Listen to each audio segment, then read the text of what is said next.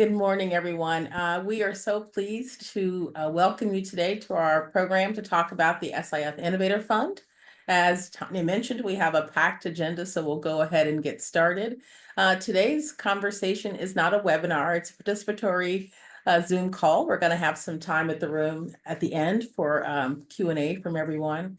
As you have just heard, we have started a recording for this session. We want to record it for those who are unable to be with us today. So please, if you would prefer to be off camera, you're welcome to be, but we would love to see you if you're okay with that and are fine with the recording.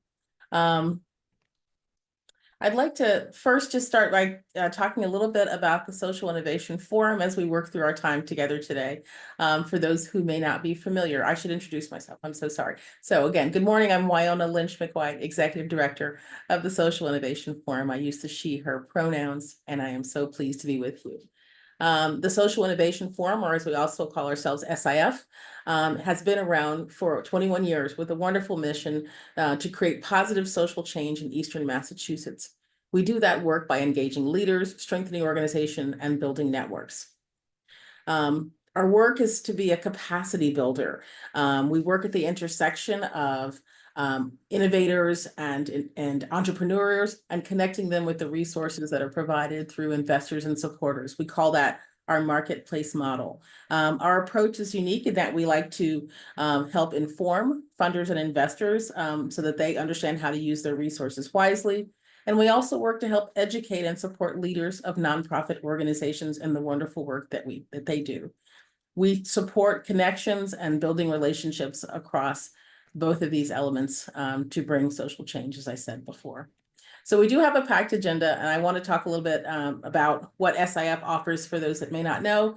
Our programming helps support funders and other supporters through funder education programming, through network events available to those that have been in our accelerator program, nonprofits who have been finalists in the program, and often just broader nonprofits in the field. We help support work around participatory grant making, and of course, our Social Innovator Fund, which we're going to talk a little bit about today. What we offer for organizations is the chance to participate in our Social Innovation Accelerator. And when they go through that program, then to join our alumni and nonprofit network, a group of over 200 organizations who have either been finalists who have been in the Accelerator program.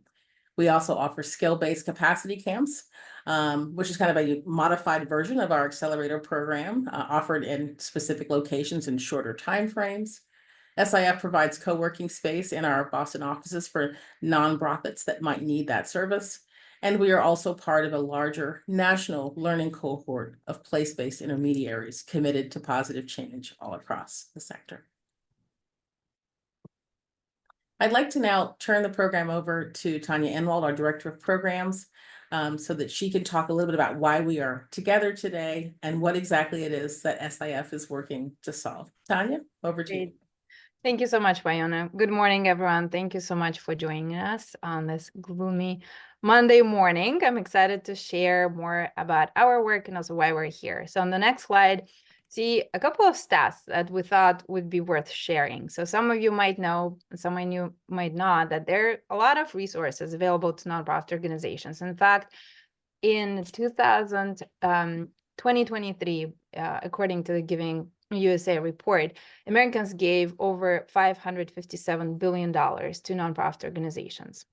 And you can see that the majority of the funding came from individuals, 67%, followed by foundations. So clearly there are a lot of resources that are available to nonprofit organizations, but then the next stat that you see on the slide following shows that there are actually a lot of nonprofit organizations in the United States. So there are actually over 1.8 million of them in the States, and Massachusetts is no exception. There are over 42,000 nonprofit organizations in Massachusetts. And in fact, the majority of them, 97% of these nonprofits, have budgets that are less than $5 million. And 92% operate with a budget of less than 1 million. So here's an issue. There are, again, a lot of resources in the sector, but there are also a lot of nonprofit organizations that are doing some amazing work. So for someone who wants to get started, someone who wants to support local organizations, it's not an easy task because there are so many different issues that folks are working to address. There are so many different approaches that they're utilizing. So how do folks get started? Where do they begin? And that's kind of where SIF comes in. So I'll share a little bit about the work of our flagship program, the Social Innovator Accelerator, which has been around for about 20 years. And the Accelerator program works to create an inclusive community of nonprofit and philanthropic leaders and other change agents that seek to build a more equitable nonprofit sector in the region. And the program is focused on supporting nonprofit organizations and gaining visibility, expanding their networks, and connecting with philanthropic and in-kind resources to accelerate their work. So the way the program works is, well, actually, here's a quick snapshot of the nonprofits that we've worked with. So we actually worked with over 130 nonprofits throughout the years.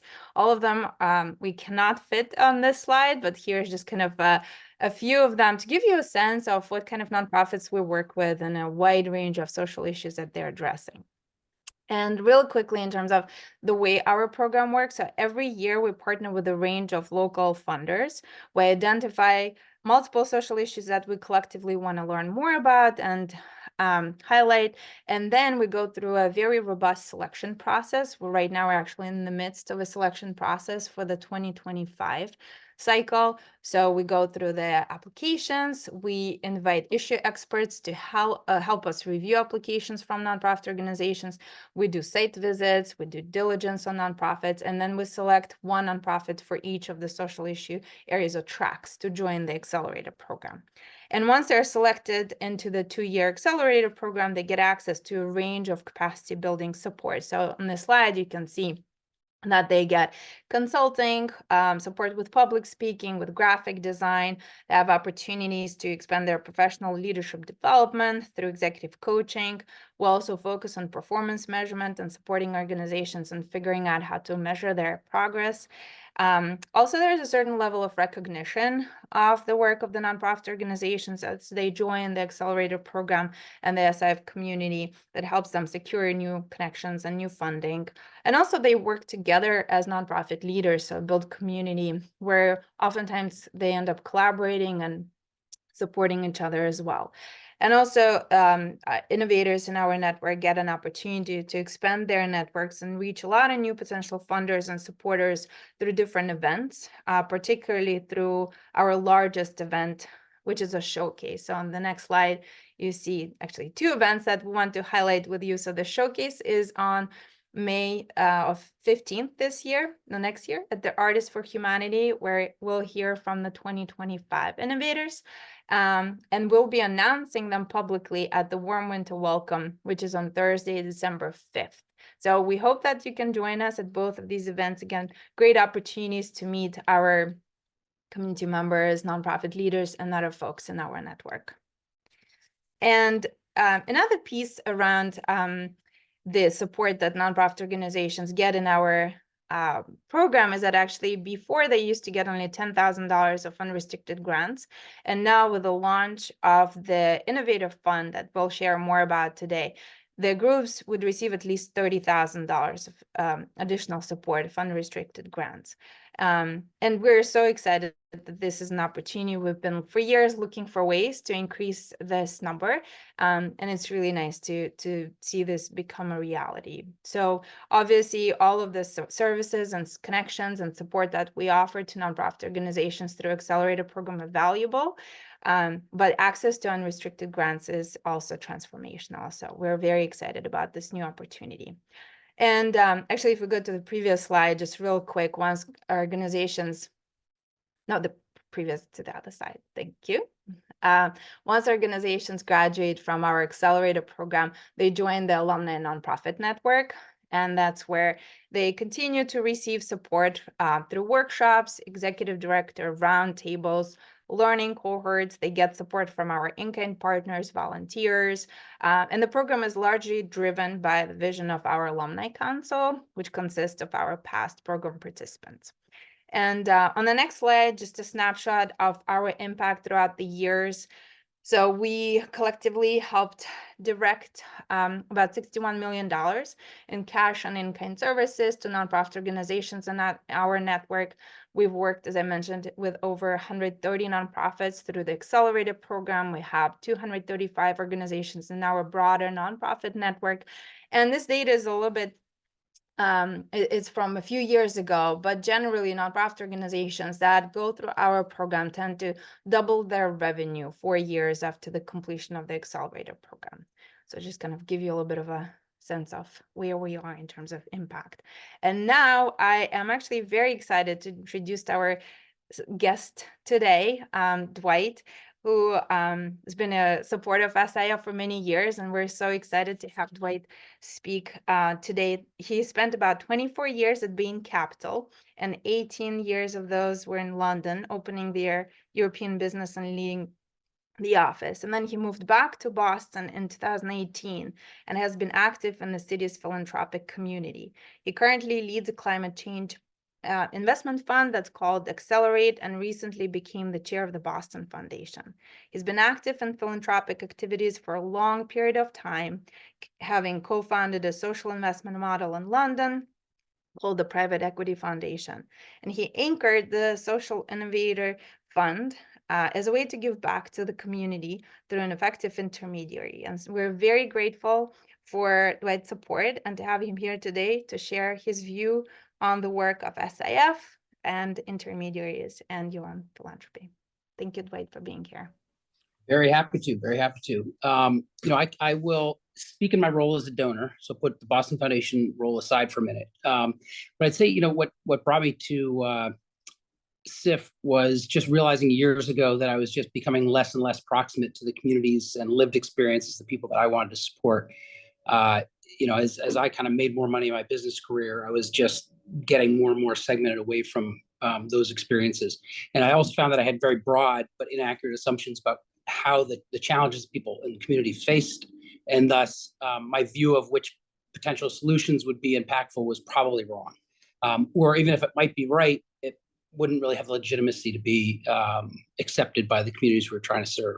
So I became also more attuned to the extreme fragmentation of the nonprofits that Tanya highlighted, and knew that I needed to figure out a way to get closer to the most effective, most proximate intermediaries who could get my funds to those that were having the most impact, not just those organizations just happened to get into my social circles through fundraisers and such. So I was first exposed to Social Innovation Forum back in 2019, immediately impressed with their approach on a bunch of different dimensions. And I'd say, particularly starting with identifying what were the most important and most unmet challenges in the communities, very wide range, each year picking a set of different tracks to follow.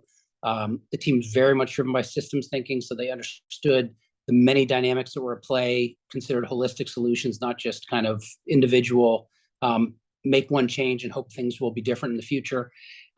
They were very effective getting advice and involvement from truly proximate experts on each issue. They paid those people for their time and respected their opinions. They also brought donors into the conversations, including my family members, as a means not just to get funding in, but actually have families and funders learn about what was being done, why, how, what works, what doesn't. And so that was very valuable augmentation to the funding. I thought the evaluation process was really thorough and candidly among the best that I've seen. Just being willing to make direct comparisons, go out and find 10 or 12 organizations doing something in this area they'd identified, and figuring out of those who's really having impact, willing to give feedback to those that didn't make the very top cut, which I think is capability building for those that don't even get funding. But then those that do, they would provide grants that are capacity building and thus sustain higher impact over time. So, I often say the same about the Boston Foundation as Social Impact Forum, which is when each of us as individuals think about giving to individual nonprofits, it's very hard for us as funders to have the exposure to and the depth with those organizations to really understand who does what. And yet the nonprofits themselves tend to know their own little lane in the way they do it. And they also don't see the whole system of organizations around them that funders may see. And so having an intermediary like Social Innovation Forum to kind of help make those decisions is just incredibly helpful. So that got my wife and I, even some of our children, directly involved in some tracks.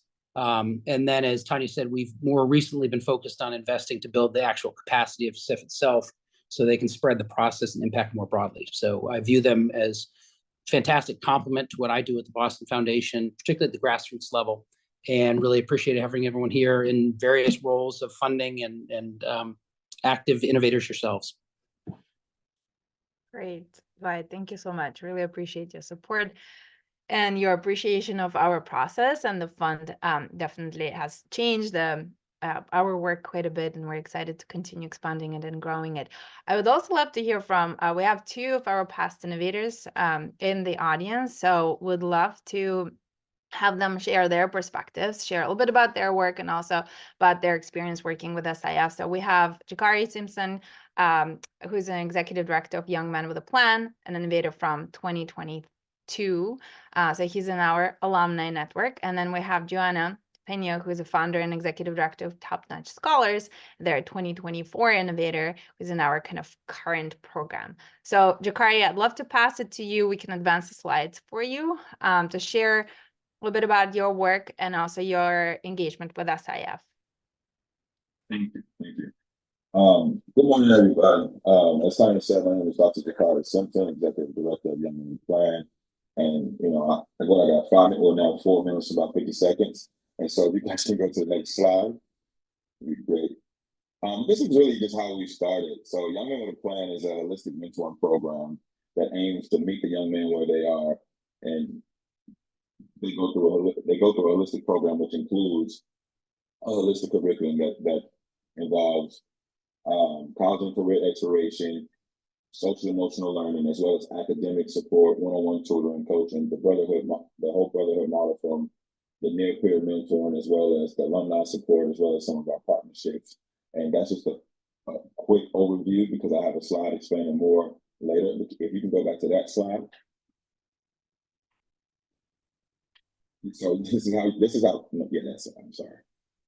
So in 2014, 8 Boston school leaders were convened by one particular fund. And at that time, you guys probably know the landscape of Boston. There's a lot of tension around both charters and BPS. And so Young Men with a Plan was convened just for these specific 8 schools. And these 8 schools were still working with these guys. So we're entering our 10th year, as you can see, when we started in 2014. And the whole reason for Young Men with a Plan was, it was about, because if you think about the resources and where they go in most schools, it goes to typically the top 10%, and then the kids who probably need it the most. But what about those middle young men? And so that's who we really aim to work with.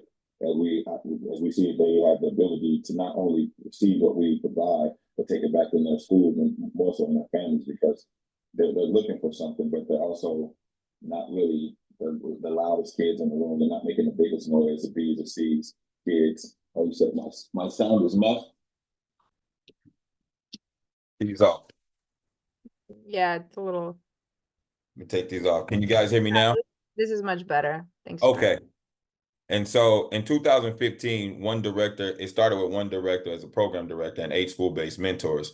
But now Young Men with a Plan serves, and this number has just changed because we just had some kids graduate last spring and summer, and for both college and high school. So we have over 250 young men in our both students and alums. So next slide, please.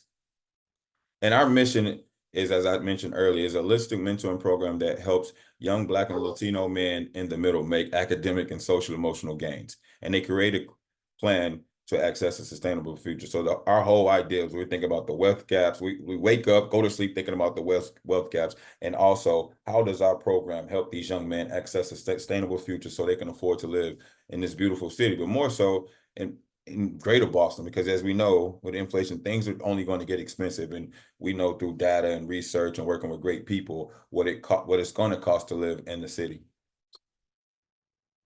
And as I said earlier, and this was also happened, this beautiful slide right here only happened because we were a part of the Social Innovation Forum. Like, man, listen, every time I look at this, it just tells a story. So it's so easy to read, but so I just get so excited. I get so giddy every time I look at this slide. So again, appreciate you guys. But how we do is we recruit young men from our 8 participating schools, starting in the 8th grade. But even this year, we're starting a pilot in 7th grade, but just in one of those schools. And we recruit them 5 to 7 young men per grade at these schools based on the reference from their school leader, teachers, and parents. Those young men also connect with a school-based mentor who is stipend by us per diem within that school, but then they also come to our space in which you see this middle circle. They come to our space Tuesdays, Wednesdays, and Thursdays from 3:30 to 6:30, in which they go through this holistic curriculum where they learn about college and career exploration. They learn about financial literacy, healthy relationships, social emotional learning. We make mental health just a part of our love language, so kids don't feel like weird talking about it. We talk about everything that you could think about that would help a young man. We package it in a way that they can learn it through a lesson that's not quite like high school, but a more of an open college forum. So they get used to what they're going to go see. We try to bring as much of the college lifestyle and professional lifestyle into our program so they don't feel like they're leaving school to go to another high school. And this is how we do it. Young men typically arrive at our building from 3:30, starting at 3:30, coming from all over the 8 schools, the furthest school being in Brighton, and then schools coming all the way from South End, parts of Roxbury, all the way in Dorchester. And they arrive at our building from about 3:30 to 4:30, they're getting snacks, working on homework, going through one-on-one coaching, tutoring, building with other young men from the schools. And it's just a beautiful scene as you get to see all these young men. Some young men are coming from school codes where they have to wear these uniforms. Some men are coming in pajamas and Crocs. Some young men are coming in suited and booted, depending on what's going on that day. And they're coming in, building with each other, doing homework, going through the tutoring, doing all of these things just to decompress. Imagine a kid having a safe space to just go somewhere and decompress and just get all that energy out right out of school. And so they do that for about an hour. Then at 4:30, we tend to circle up and we go through one of our lessons for the day. And the lesson, so for instance, last week's lesson was the importance of taking advantage of Boston and the many resources it has. And we're still not going to get to that lesson because it's going to take so long. And then after those lessons, we break out with our chant, brotherhood, enthusiasm, accountability, scholarship, I'm a beast. And then we have our dinner. We always have our dinner with each other every time we meet, so the young men understand this. And we've been in operation for 10 years. We're going on our 10th year. And it's just a beautiful thing because there's not one session that we have that alumni is not in the building.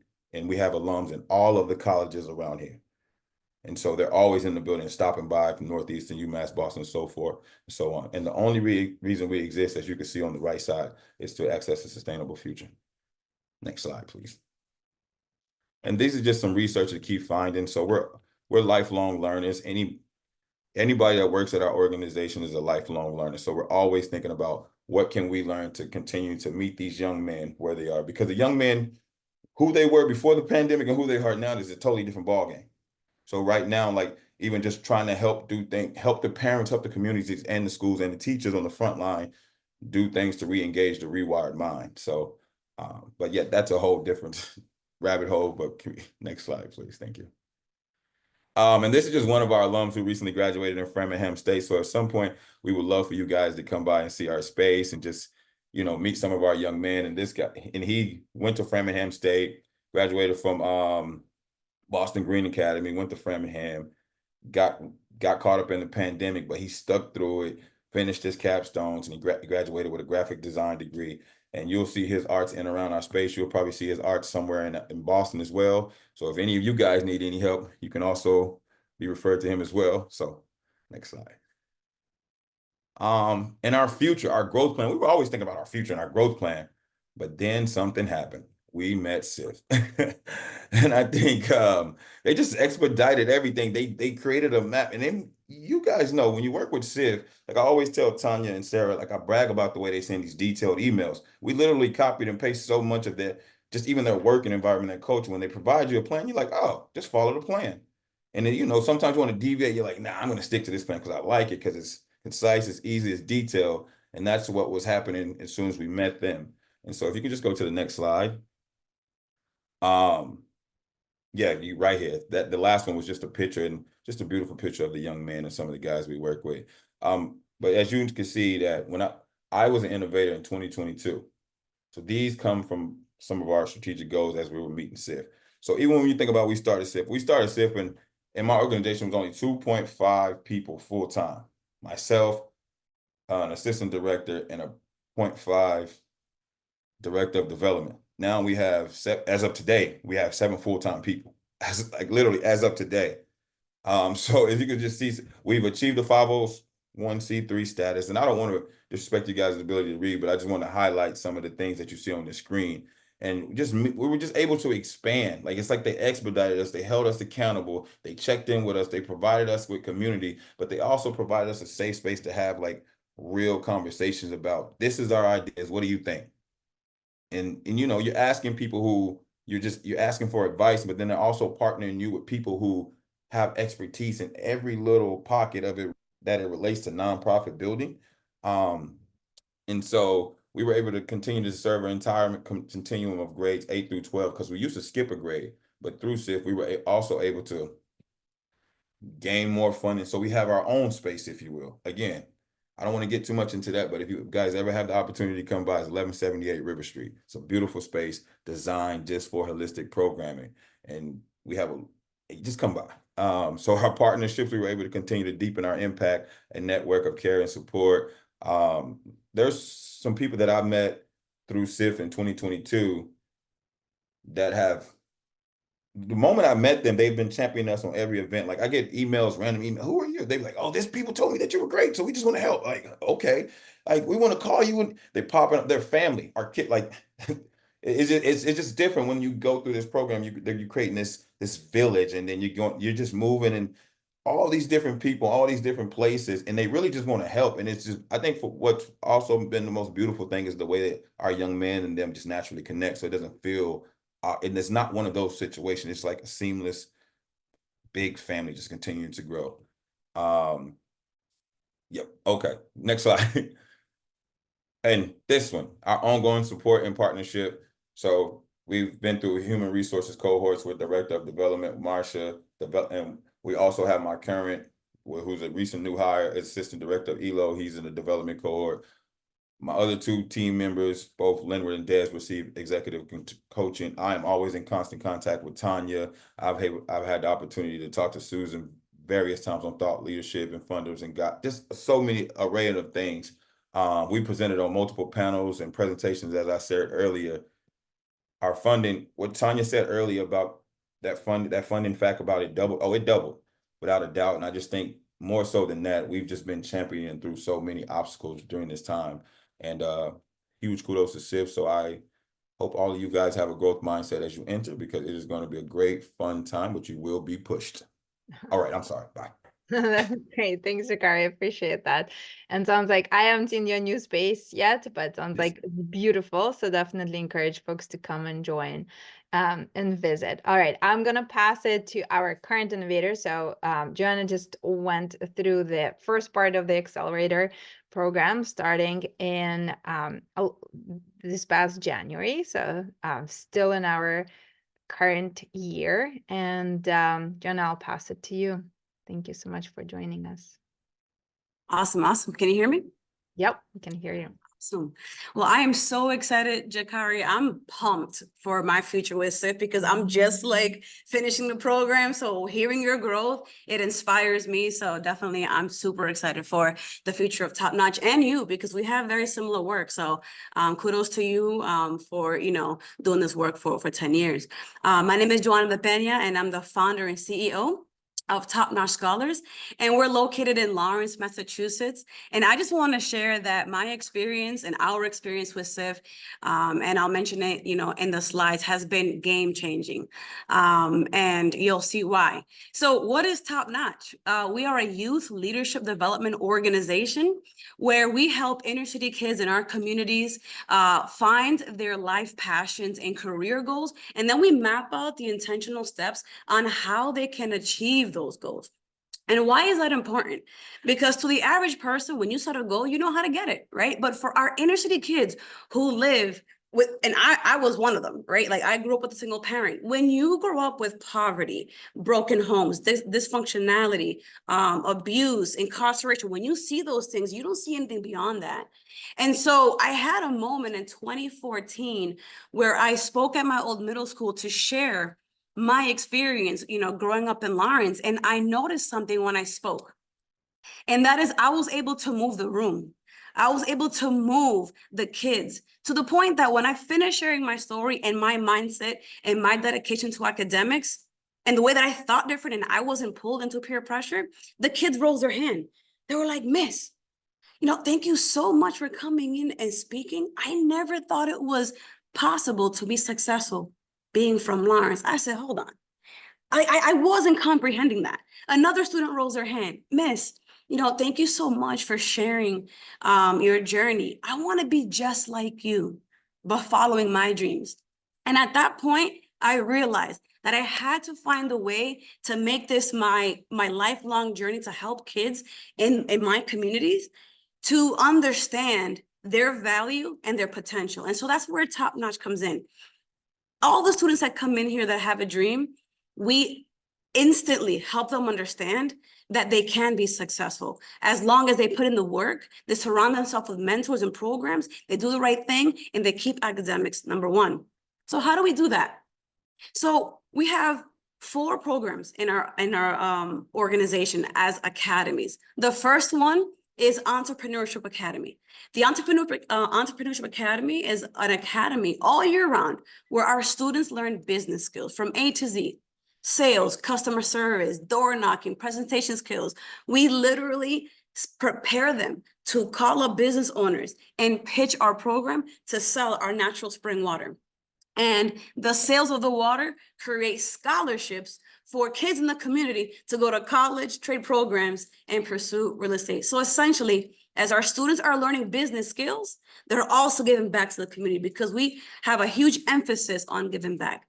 The next academy is leadership. And this is my favorite because this is where we dig deep and we tap into the social emotional, the mental health, and we help our students understand that they do have value, regardless of their circumstances, their home life, what they're seeing. We help them see the bigger picture. We help them see clarity to just understand that their current situation does not define them.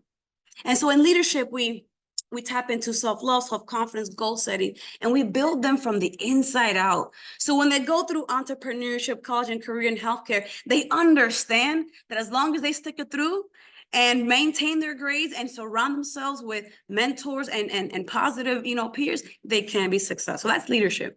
Our Healthcare Academy is a brand new academy that we started 2 years ago in partnership with Lawrence General Hospital, Greater Lawrence Family Health Center, AFC Urgent Center, and other local healthcare facilities, where we connect students with internships in the healthcare industry. Each student receives a top-notch scrub, and they're just bosses inside the hallways of these healthcare facilities. It no longer is a far-fetched dreams. They're rubbing elbows with nurses and doctors and neurosurgeons. They're asking questions. They're getting mentorship. It's a phenomenal experience for any of our students who have a dream to be in healthcare. We make it happen, not after college. At the age of 14 to 18, they're in the hallways making it happen. And now they can actually understand that success is literally at their fingertips. And we have college and career, where we emphasize the importance of not just college, but financial literacy. Why would we go into a college when we can't afford it? And our students, truly cannot understand the financial aid, package, the process, the responsibility. So we get a lot of students who, sign up for schools that they cannot afford, and they end up dropping out, unfortunately. So the purpose of this academy is we teach them that no matter what college you go to, success belongs to you no matter where you go. And so to date, we have saved over $800,000 in tuition gap and loans by just educating students on either community college, the Commonwealth Commitment Program, or other ways to choose a college that will not put their family in jeopardy financially. And last but not least, we have an upcoming academy that we are about to launch in 2025 with local brokers in the community. And it's a real estate and property management academy where students will learn about the in and outs of not just real estate, construction, mortgage companies, and the in and outs of the real estate industry, so they can see if they, are interested in that career. The picture you see right there is Savi. Savi has been a student for the past 4 years. He just graduated this past June, and he's a phenomenal student that has gone through every single academy, and he has saved over $60,000 worth of college debt. And so right now he's working at Reading Cooperative Bank. He's done plenty of internships through us. And he is just a shining star. And we want all of our students to, have that right mindset to, stay focused, stay off the streets, and chase their dreams. with nothing holding them back. Next slide. Now let's talk about the game changers. The people in this room, SIF, man, SIF is impact has been tremendous for us. You know, we're a small nonprofit. We have about 3 full-timers and a few part-timers, but going through SIF, being a small nonprofit, you know, there's 3 things that really, you know, we have taken away, and that's, you know, leveling up our digital assets. And, you know, being a small nonprofit, you don't really think that, you know, the importance of having digital assets makes a huge difference on your presentation. And what you're seeing today is a little bit of the presentation. I had to move things around for this one, but, you know, our presentation, we have been using it every single time since we've graduated. And the digital art, I wish I had more time to show you guys, but it's just such a compelling way to share our story. And, you know, now when we talk to funders, you know, it's such a different way to understand our program once you see the digital art that we receive from SIF, because it's such a different way that we're able to share our story. And that has been a huge help. Again, being a small nonprofit, not having the many funds to pay expensive, graphic designers and things of that nature. It's been such a big help in our communication with our funders and our supporters. Number 2, man, the coaching has been out of this world. The one-to-one coaching that we received with our mentor, preparing for the pitch. I mean, even my pitch has changed. The way that I present myself has changed, because even though I'm a great, public speaker, I've learned so much with how do you position things and, present things in a way that is shorter. So for me, I'm a talker. So my pitch at first was like 20 minutes, and I had to get that to 5. And my mentor was like, listen. And so she got it down to 5 minutes, and it was right to the point, crisp, and it grabbed people's attention. And I'm so grateful for that.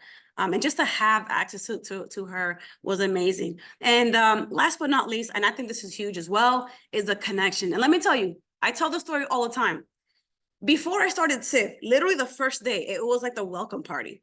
I literally stepped my foot into like the welcome party, and Fidelity Scholars came out of nowhere. So the connection started from day one. I haven't even started the program, and Fidelity Scholars is walking up to me, trying to, connect with us. And we created a partnership where we are partnered up to help them connect with, local inner city kids for full scholarships. And this past May, we successfully partnered up, and we were able to give out through Fidelity Scholars 7 full scholarships for students to go to their dream college. I'm talking about Suffolk University, UMass Lowell, you name it, right? These big Boston schools. And these are schools that if it wasn't for Fidelity, if it wasn't for SIF, we wouldn't have those connections. And that happened literally before I even started my first day. So that just shares the impact of SIF, of how the donors and funders and organizations are out there ready to connect with the innovators. The second one was Around the World Foundation, and same thing. Right, we connected with them, and they just opened up their doors so that we could apply for a grant, which was huge.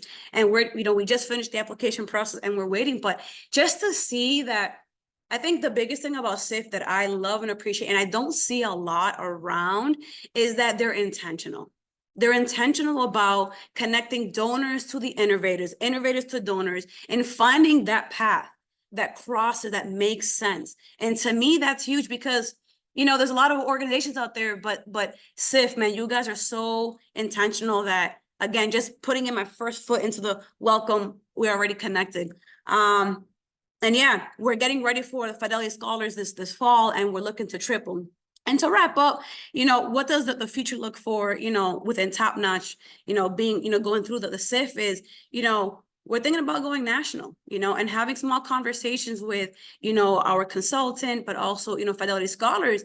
I've always had a dream about going national. The question is how, right? Because we're such a small nonprofit. But, having conversations with our new connections, we have strategically found ways, through Fidelity, through our consultants, to say, hey, let's take this service of yours, partner up with Fidelity, partner up with this and that. And we now have a preliminary plan to go national. And that's something that I thought would happen in 10 years, 10 years from now. And we're gonna be 10 years next year. So we're looking forward to that, and we're looking forward to the additional, relationships that we're going to build with the additional opportunities that SIF has. But honestly, hats down to you guys. You guys are the real deal, and you guys are intentional. And yeah, just keep going, keep growing. Thank you. Right. Thank you, Joanna, and thank you, Jakari. Really appreciate your jumping in here and sharing about your work and all the ways in which we partnered and continue to deepen our partnerships and support you as you grow and expand. So real quickly before we jump into Q&A, why we're here today to share more about the fund, so that we kind of started introducing earlier in the presentation. So the fund was launched last March in 2023. It's a vehicle for directing resources to local community-led nonprofit organizations. And on the next slide, you can see that the way the fund is structured, that basically it's every January it starts off with that initial funding that we received for 5 years. With $200,000 that's reserved for finalists that apply into the accelerated program. They each get $2,500, and the rest is split equally amongst the participating nonprofit organizations in the cohort. And we raise on top of that $200,000 for a full year. So basically whatever is raised by the end of December 31st is split equally. And again, a portion of it is reserved for the finalists. The benefits of that is that the resources go to organizations that have been vetted through our selection process and have been in our program and receiving continuous support around their capacity building and strengthening their infrastructure. Again, we at SIF work very closely with local nonprofit organizations. We do a lot of outreach to make sure that a lot of groups in Eastern Massachusetts doing work around the important social issues know about our program and do apply. Also, again, money moves quickly because it's just a 1-year timeline. It starts with 200 in January, and then whatever was raised at the end of the year is split, and then we kind of restart again with the same amount. And we do all the work. So we select nonprofits, we support them, we distribute the grants, and we also provide reports to the investors. And just kind of the numbers from last year, we were able in 2023, we were able to raise $390,000 for the 2023 fund. So 8 nonprofits in that cohort received additional $45,750 in unrestricted grants, which is actually 400 increase from what we used to offer to the innovators before the fund was launched. And also the 10 finalists that applied and got to the final round but didn't get selected as innovators were compensated at a $2,500 level. And on the next slide, sorry, just a couple of notes about the benefits of the fund. Again, that all of the donations to SIF are tax deductible. Again, it's 100% of the funds go directly to nonprofit organization. We handle all of the disbursements, eliminating the need for multiple checks and transfers. The disbursements are very quick, again, evenly split amongst the innovators. And we do share the annual summary of fund financials and updates on the innovators every year. And the last slide is just, so you heard from Gianna from Top Notch Scholars. She's just one of 8 in our 2024 cohort. So we're in the process of raising funds right now for the 2024 fund that will again wrap up at the end of the calendar year on December 31st. And we have a range of different nonprofits in this year's cohort working around our access to the arts, domestic violence, civic engagement, housing stability, climate resiliency, education, and supporting young people. So it's quite a range of topics, and all the organizations are great. And Joanna is just representing the cohort, but they're all amazing, and we would love to raise as much unrestricted resources as possible for these organizations so that they continue doing their work and deepening their impact in Eastern Massachusetts. And with that, I'm going to wrap up and see if folks have any questions.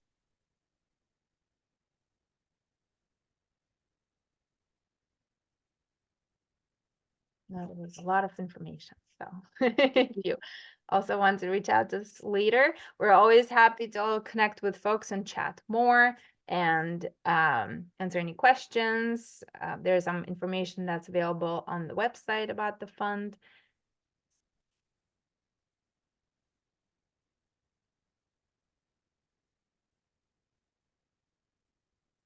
right. Seems like Rick has a question. Go ahead, Rick. Just prior to the fund, what kind of funding did the innovators receive, and where did those resources come from? Sure, that's a great question. So they used to receive $10,000 of unrestricted grants, which is still part of what they get. Is just whatever they get through the fund is in addition to that. And then $10,000 was kind of it was included in the cost to the funder.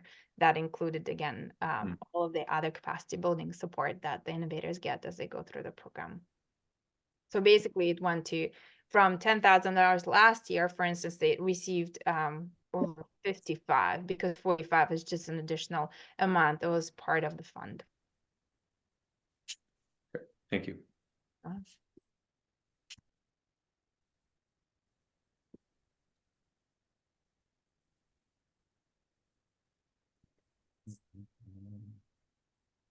All right.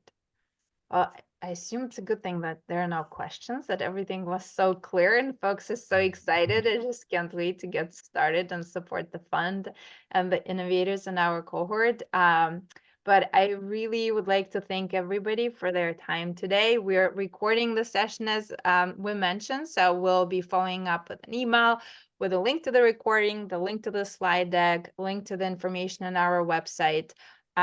We hope that you can join us at the events that we shared. We'll also include those links in the email, so you can join us at the Warm Winter Welcome, where we'll see the 2025 cohort, and then the showcase, which is a great event in the spring.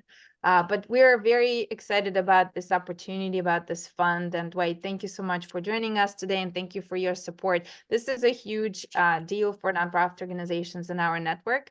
They're all working so hard, and just getting this additional influx of unrestricted grants really can make a big difference. So very much excited about this opportunity to continue growing the fund and supporting nonprofits in our ecosystem.